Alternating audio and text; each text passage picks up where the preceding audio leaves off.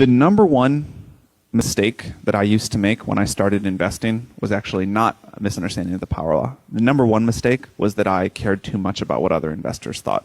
And the sooner you can free yourself of this, the better. I think this is a very common mistake that people make when they start investing. You get very swayed by what previously successful investors think. The first question that most people ask YC startups is, who else is investing in your round? I would say 80% of investors outsource 80% of their decision making to what other people think about an investment opportunity. But the problem is everyone does that.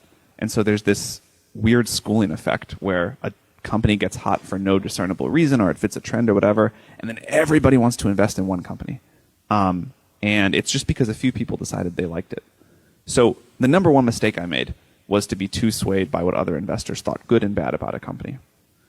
After I corrected for that, the second biggest mistake I made was not understanding the power law. The power law means that your single best investment will be worth more to you in return than all of the rest of your investments put together. Your second best will be better than 3 through infinity put together. And this is like a deeply true thing that most investors find. And this is so counterintuitive that it means almost everyone invests the wrong way. The question that most people think about when they start angel investing is, can I hit a bunch of singles? And in most other kinds of investing, that's the right way to do it.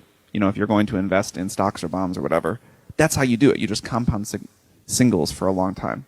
But angel investing is a business of home runs, and you want to look for things that can be potential home runs. This is, I think, the most important thing to learn, and the thing that most investors get wrong. It's all about the magnitude of your biggest success. It is not about the failure rate. Most investors talk about their failure rate. You can have 95% of your investments fail if one of them returns $1 billion, and you'll be totally happy. And so this is what you want to think about. The first question that I try to ask myself when I meet a startup is not, why is it going to fail? It's not what could go wrong. The first question is, how big could this be if it works? Can I imagine this founder, this idea, this market supporting a massive, massive company? And then I think about all the things that could go wrong. But I found that if I thought about what could go wrong first, I filtered out the companies that could be giant. The companies that could be giant are at this intersection of sounds like a bad idea is a good idea. And because that's a very narrow intersection, and because they sound like a bad idea, the best investments are the ones that are easiest to talk yourself out of if you start off thinking about why they could go wrong.